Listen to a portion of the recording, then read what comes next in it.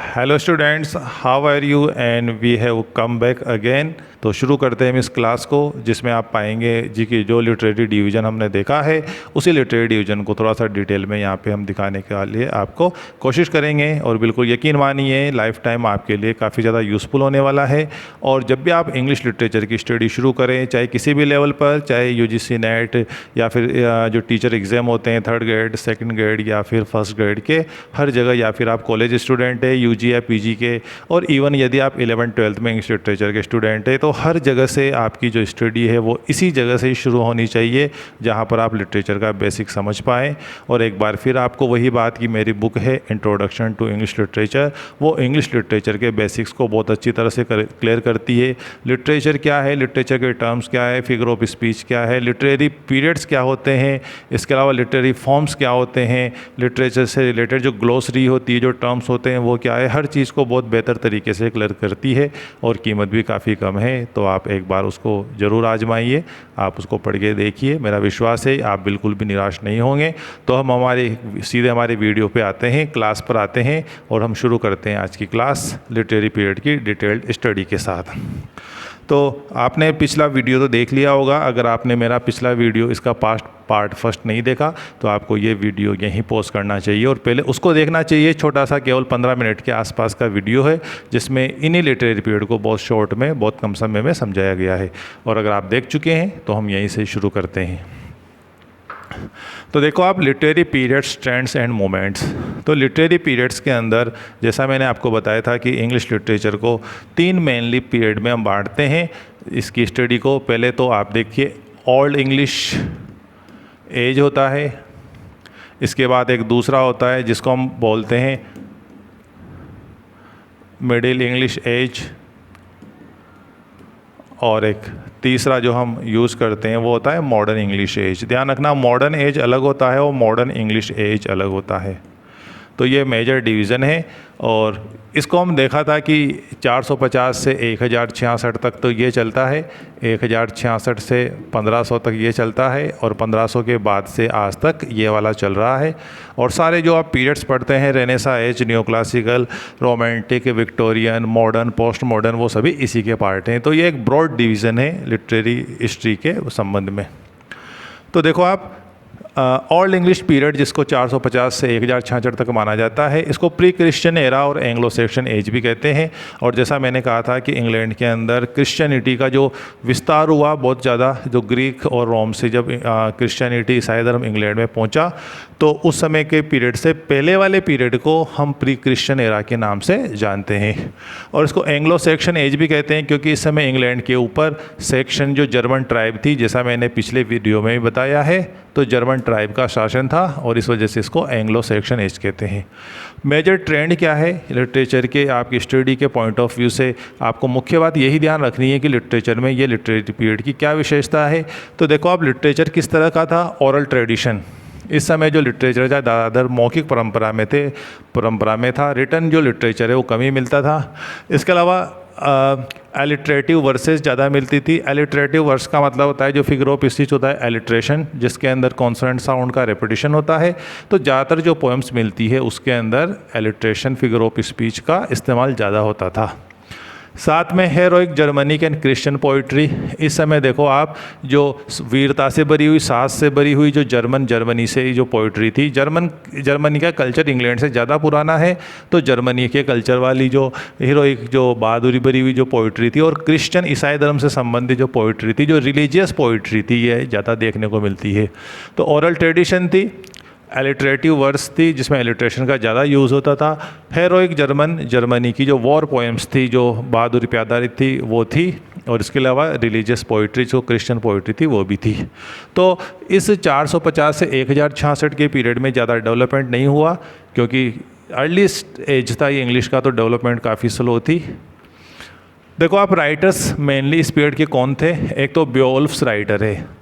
बेओवुल्फ writer इसलिए बोलते हैं क्योंकि इस राइटर का नाम पता नहीं है। बेओवुल्फ इनकी रचना का नाम है, जैसा यहाँ बताया है। बेओवुल्फ एक एपिक पोएम है, तो उसका लेखक जो भी था, जिसका रियल नेम अभी पता नहीं है हमको, तो इसलिए उसको हम बेओवुल्फ राइटर ही कहते हैं।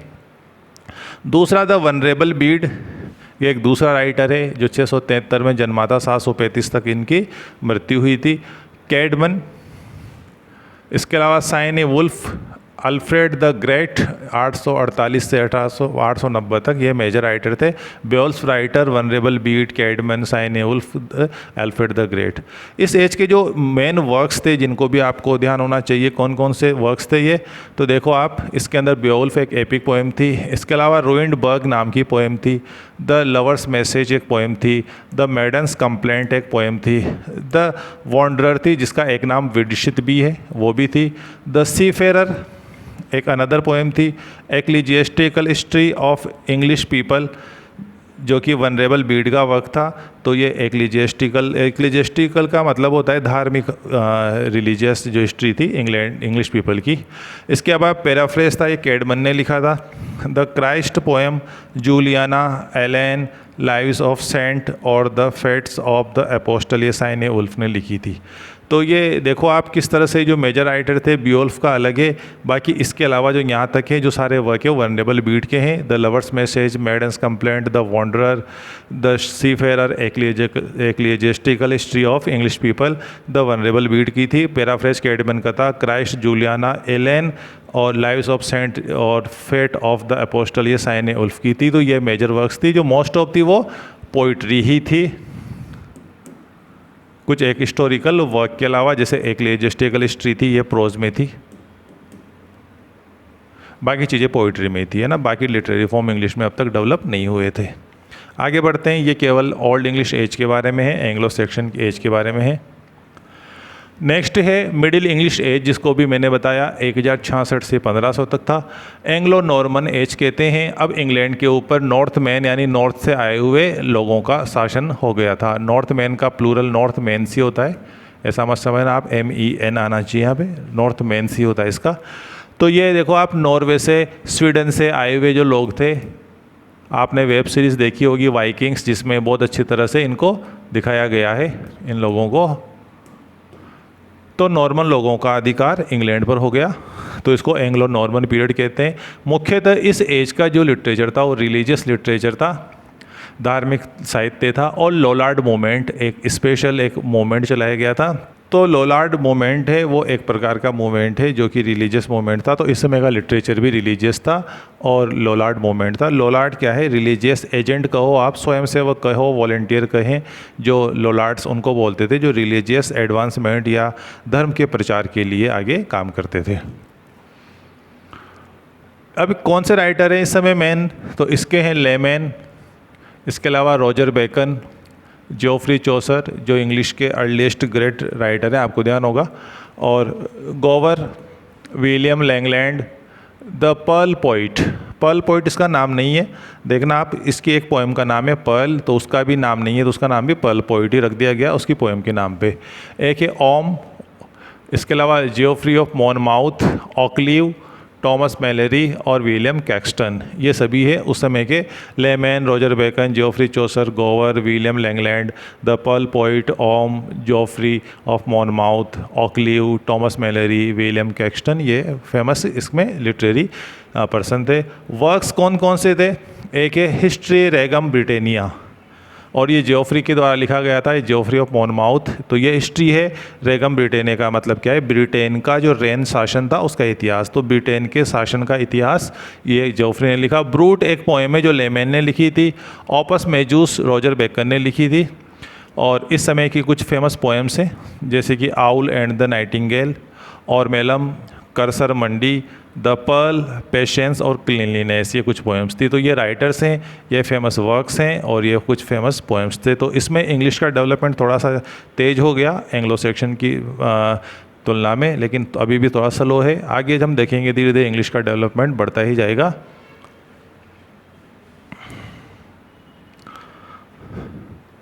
नेक्स्ट है रेनेसांस एज।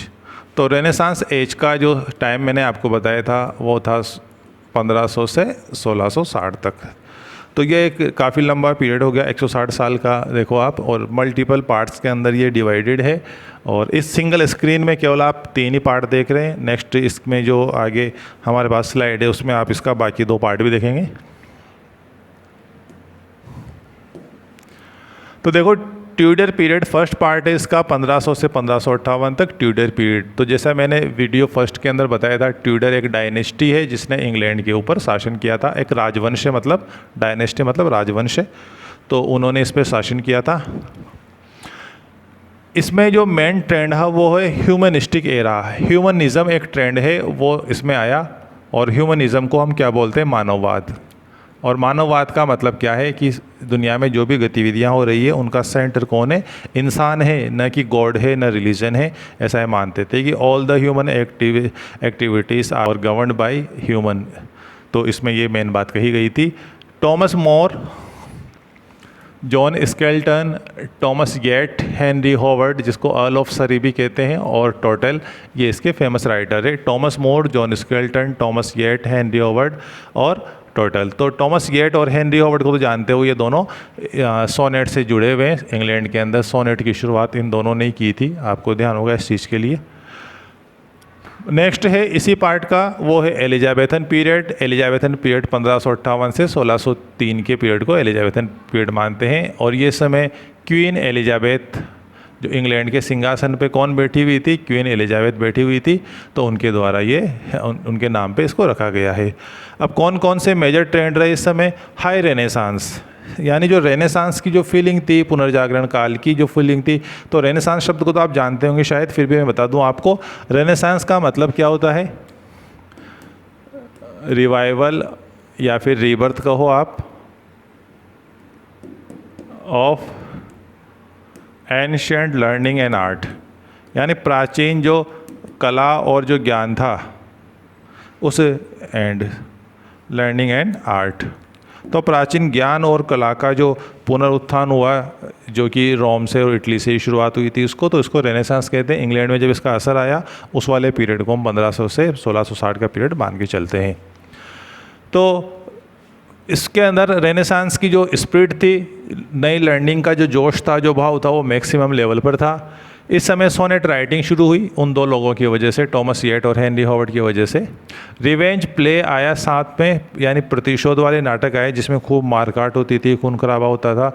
आजकल की जो वायलेंस से भरी हुई जो बॉलीवुड मूवीज़ है उसी की तरह खूब हिंसा और मारकाट इसमें दिखाई जाती थी। डोमेस्टिक ट्रेजेडी नाम से लग रहा है, घरेलू जो हमारा जो पारिवारिक जीवन होता है, फैमिली लाइफ होती है, उसके अंदर जिस तरह के मामले चलते हैं उससे रिलेटेड ये डोमेस्टिक ट्रेजेडी कहते हैं। देखो राइटर की जो लिस्ट है वो कॉमन है दोनों का, तो हमको इसको भी देखना पड़ेगा। जैकोबियन पीरियड, जैसे मैंने कहा था आपको कि ये इंग्लैंड में जेम्स फर्स्ट जो किंग था उसका शासनकाल है 1603 से 1625 तक। मेटाफिजिकल पोइट्री इस समय सामने आई और डिवोशनल पोइट सामने आई। तो डिवोशनल पोइट किसको बोलते हैं, धार्मिक काव्य, और ये भी इसी का ही पार्ट था मेटाफिजिकल पोइट्री का। तो आपको पता होगा कि मेटाफिजिकल पोइट्री के लिए जो नाम सबसे फेमस है वो कौन सा है, जॉन डन, आपको ध्यान होगा, फादर ऑफ मेटाफिजिकल पोइट्री। तो मेटाफिजिकल पोइट्री जिसके अंदर डिवोशनल पोइट्री भी एक इंटीग्रेट एक पार्ट था, वो शुरू हुआ था जैकोबियन पीरियड में 1603 से 1625 में, जेम्स फर्स्ट के टाइम। अब देखो आप, ये जो सारे राइटर्स हैं वो इसी लिटरेरी पीरियड को बिलोंग करते हैं। पोइट्स देखो आप, टॉमस सैकविली शुरू से और आए, ये अर्लीस्ट ये थे। इनके बाद एडमंड स्पेंसर आए, फिलिप सिडनी आए, और विलियम शेक्सपियर का नाम बोल्ड में रखा गया है, और जॉन डन। तो सैकविली, स्पेंसर, सिडनी और शेक्सपियर, जॉन डन ये इसी समय के थे। इवन जो बेन जॉनसन थे वो भी इसी के समय थे, तो उनका नाम इधर प्रोज में आ रहा है, ड्रामा में आ रहा है। तो ड्रामेटिस्ट कौन कौन से थे, नाटककार थे, Christopher Marlowe, John Lyly, George Peele, जो Thomas Kyd, Thomas Lodge, Robert Greene, Thomas Nashe, William Shakespeare, Thomas Middleton, Francis Beaumont, John Fletcher, John Ford, John Webster, Philip Massinger और टॉमस डेगर। तो आप देखोगे ये सीक्वेंस में चल रहे हैं, जैसे कि क्रिस्टोफर मार्लो सबसे सीनियर है, फिर उस तरह से आगे बढ़ते बढ़ते हम पीछे की तरफ चल रहे हैं। आपको पता होगा कि मार्लो, लिली, पील, किड, लॉज, ग्रीन, नैश, यहाँ तक के लोगों को हम यूनिवर्सिटी विट के रूप में जानते हैं। इनको एक कॉमन नाम दिया गया है क्योंकि इनका ड्रामा में जो कॉन्ट्रीब्यूशन था उसके लिए। क्या नाम है, यूनिवर्सिटी विट्स।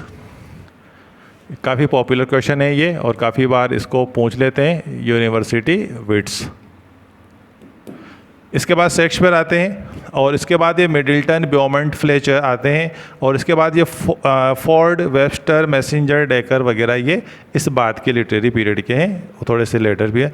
प्रोस के अंदर फिलिप सिडली का नाम आता है, जॉन लिली का नाम आता है, लॉच का नाम आता है, ग्रीन का नाम आता है, फ्रांसिस बेकन का नाम आता है जो सबसे बड़ा नाम है आपको पता होगा, बेन जॉनसन का नाम आता है, जॉर्ज हर्बर्ट का नाम आता है, जॉर्ज बर्टन और रिचर्ड हुकर का नाम आता है।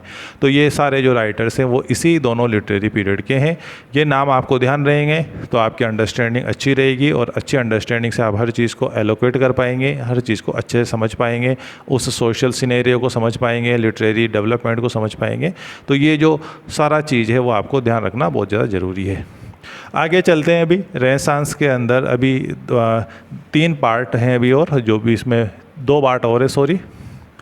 देखो आप, कैरोलिन पीरियड है 1625 से 1649 को बोलते हैं, और इस समय इंग्लैंड पर जो शासन था वो किसका था? चार्ल्स फर्स्ट का।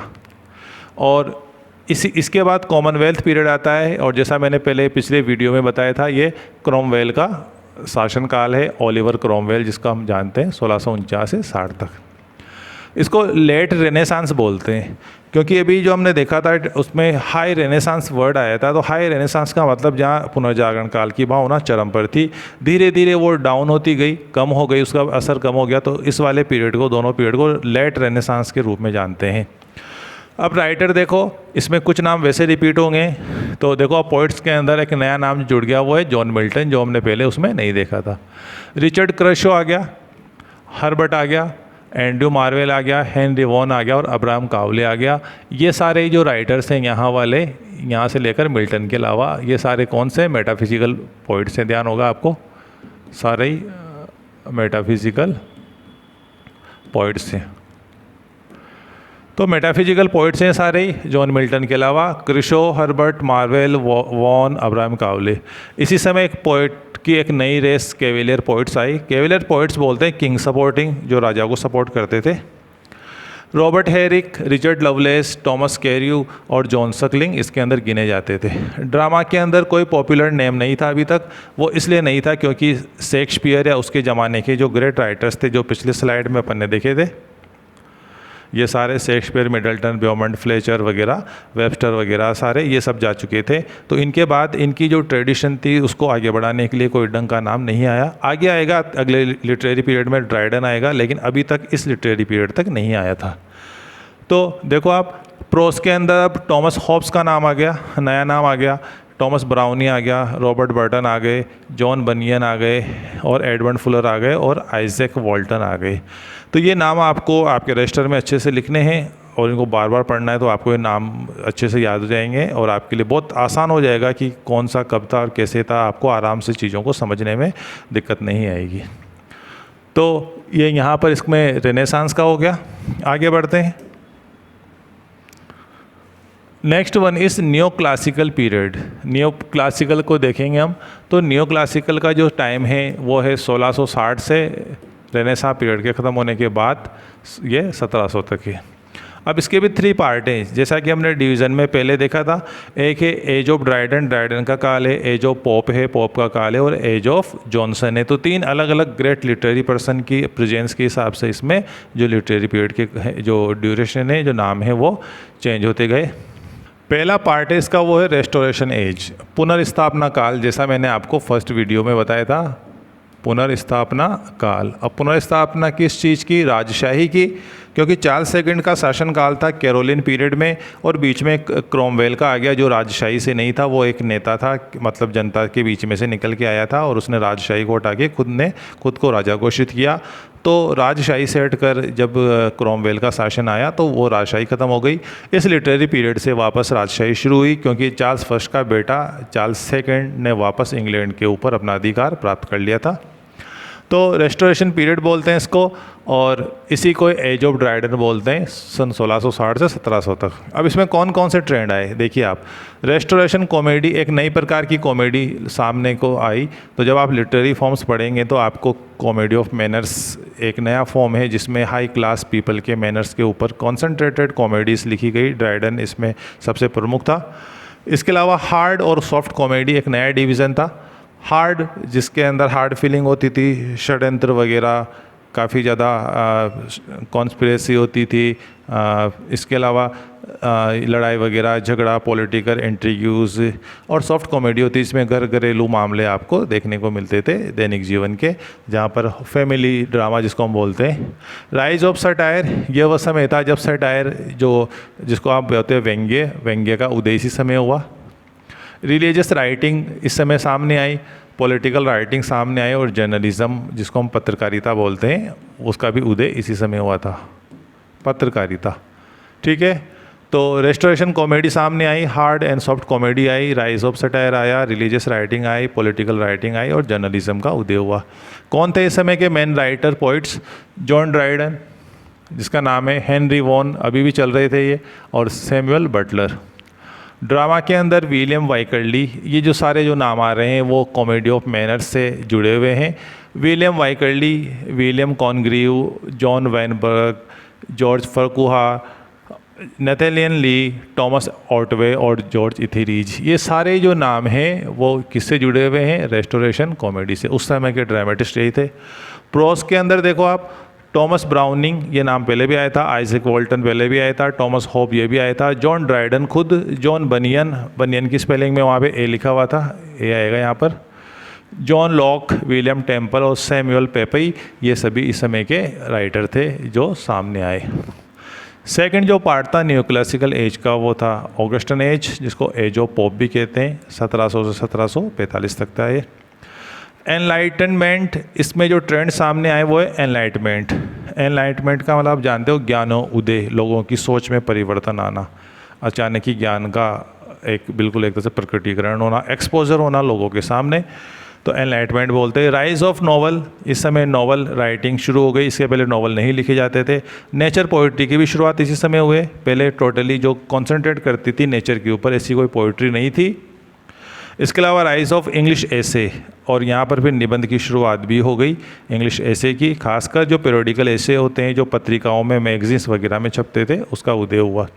तो enlightenment, rise of novel, nature poetry और राइज ऑफ इंग्लिश एसे, खास तौर पर पीरियडिकल एसे के साथ। वैसे निबंध की शुरुआत पहले से बेकन के समय में हो चुकी थी, आपको ध्यान होगा, लेकिन पीरियडिकल्स की शुरुआत इस समय हुई थी। पोइट्स कौन थे इस समय? सबसे ज़्यादा जो ल्यूमिनरी नाम था वो था अलेक्जेंडर पोप का, मैथ्यू प्रायर का, सैमुअल गार्थ का, जेम्स टॉमसन का, जोसेफ एडिसन का और जोनेथन स्विफ्ट का, जॉन गे, एडवर्ड यंग। तो पोइट्स के अंदर देखो आप नाम Pope, Prior, Garth, Thomson, Addison, Swift, Gay, Edward Young. तो इसमें आपको देखा होगा एडिसन वगैरह, स्विफ्ट वगैरह प्रोज में भी नाम आएंगे इनके, तो लेकिन ये पोइट्री भी लिखते थे। नॉवलिस्ट देखो आप, डैनियल डेफो, जोनाथन स्विफ्ट और जॉन अर्थनॉट, ये नॉवलिस्ट थे। एसेस्ट निबंधकारों के अंदर एडिसन का नाम और रिचर्ड स्टील का नाम आ रहा है यहाँ पर, एडिसन का नाम यहाँ पर भी आया था। तो मेनली इस समय पर पोइट्री और प्रोज ही, और ख़ासकर जो नावल था वो धीरे धीरे बढ़ रहा था, तो इस समय के राइटर्स ये थे। अब न्यू क्लासिकल एज का जो थर्ड पार्ट है, एज ऑफ ड्राइडन और एज ऑफ पोप के बाद एज ऑफ जॉनसन बोलते हैं हम इसको, और जैसा मैंने बताया कि ये जो पीरियड है वो सैमुअल जॉनसन के नाम पे ही जाना जाता है। बेन जॉनसन अलग है, ध्यान रखना आप, उनके नाम की स्पेलिंग भी अलग है, उसमें एच नहीं आता है बेन जॉनसन में, और इस सैमुअल जॉनसन में एच आता है। तो एज ऑफ जॉनसन इसको बोलते हैं। इसको ट्रांजिशनल एज भी बोलते हैं, जैसा मैंने फर्स्ट वीडियो में बताया था, क्योंकि यहाँ पर न्यू क्लासिकल से चेंज होकर अब जो स्पिरिट थी वो स्पिरिट किधर जा रही थी, वो रोमांटिसिज्म की ओर जा रही थी। इसके अलावा प्री रोमांटिक एज भी कहते हैं इसको, क्योंकि रोमांटिक एज आगे आने वाला है, और एज ऑफ सेंसिबिलिटी यानी समझदारी का काल भी आ रहा था। और समझदारी का काल क्यों? साइंटिफिक टेम्परामेंट है, और साइंटिफिक टेम्परामेंट के अलावा देखो आप लोगों की जो लॉजिकल थिंकिंग थी वो भी डेवलप हो रही थी, लॉजिकल थिंकिंग। तो इसको, और ये सब किस वजह से हो रहा था? साइंस के डेवलपमेंट की वजह से। तो age of Johnson, transitional age, pre romantic age, age of sensibility, काफ़ी नाम है इसके, और इसका जो समय काल था वो 1745 से 1798 था। इसमें जो ट्रेंड आए, एक तो प्री रोमांटिक एज की जो भावना थी, जो आगे रोमांटिक पीरियड आने वाला था, वो डेवलप होने लग गई थी। सेंटिमेंटल नावल एक ट्रेंड आया नावल में, जिसको सेंटिमेंटल नावल, सेंटिमेंटल से आप समझ रहे होंगे भावनात्मक, जिसमें काफ़ी ज़्यादा रोना धोना होता होगा, उस तरह के। नॉवेल्स ऑफ मैनर, पहले तो कॉमेडी ऑफ मैनर्स आई थी ड्राइडन के टाइम पे, ये है नॉवेल्स ऑफ मैनर, यानी हाई क्लास पीपल के जो तौर तरीके हैं, उनकी फैशनेबल लाइफ है, उससे रिलेटेड था ये। गोथिक नॉवल आ गए, डरावने उपन्यास आ गए, और ग्रेवयार्ड पोइट्री और कब्रिस्तान पे आधारित पोइट्री, जैसे कि elegy written in country churchyard, जो ग्रे की पोएम है, वो इसी समय सामने आई। तो pre romanticism, sentimental novel, novel of manners, gothic novels और ग्रेवयार्ड पोइट्री। पोइट्स कौन कौन थे? देखो आप जानते हो, Gray, Thomas Gray, William Collins, William Cowper, Robert Burns, William Blake, Samuel Johnson, Oliver Goldsmith, Edmund Burke, George Crabbe, ये सभी इस समय के फेमस राइटर्स थे। नॉवलिस्ट थे Samuel Richardson, Henry fielding, Tobias Smollett और ओलिवर गोल्डस्मिथ। तो रिचर्डसन, फील्डिंग, स्मॉलेट, लॉरेंस और गोल्डस्मिथ, ये इस समय के फेमस नॉवलिस्ट थे। और ये वह समय था जब नॉवल काफ़ी ज़्यादा पॉपुलर होने लग गया था, और नॉवल जो अलग अलग प्रकार के novel, sentimental novel, novels of manners, gothic novels, तो नॉवल अब धीरे धीरे बढ़ रहा था। ड्रामेटिस्ट, इस समय ड्रामा भी चल रहा था, तो खुद सैमुअल जॉनसन, स्पेलिंग सैमुअल में यू भी आएगा, Samuel Johnson, Henry fielding, Oliver Goldsmith, Richard Sheridan, ये सभी ड्रामेटिस्ट है। हिस्टोरिकल राइटर्स देखो आप, David Hume, William Robertson, Adam Smith, Edmund Burke, William Godwin, ये सब हिस्टोरिकल राइटर थे, यानी हिस्ट्री भी लिखी जा रही थी। तो पोइट्स, नॉवलिस्ट, ड्रामेटिस्ट और हिस्टोरियन राइटर्स इस समय देखने को मिले। तो हमने देखा इस वाले में Anglo Saxon age, Anglo Norman age, renaissance, neo classical, चीज़ें काफ़ी सारी है, हम काफ़ी शॉर्ट में देख रहे हैं इनको। फिर भी जो स्क्रीन पे लिख रहा है, जो हम एक्सप्लेन कर रहे हैं, वो आपके लिए काफ़ी यूज़फुल होने वाला है। अब हम इसको आगे जो लिटरेरी पीरियड्स बचे, उसको अगले वीडियो में पार्ट 3 में कंटिन्यू करेंगे, क्योंकि अब आप इसको स्टडी कीजिए, इसको रिपीट कीजिए, इसका दौरान करते रहिए, ताकि आप अच्छे से समझ में आए। वीडियो की लेंथ लंबी हो जाती है, थोड़ा सा आपके लिए भी देखना बोरिंग हो जाता है, तो इसलिए हम यहाँ से अगले वीडियो में कंटिन्यू करेंगे। Thank you.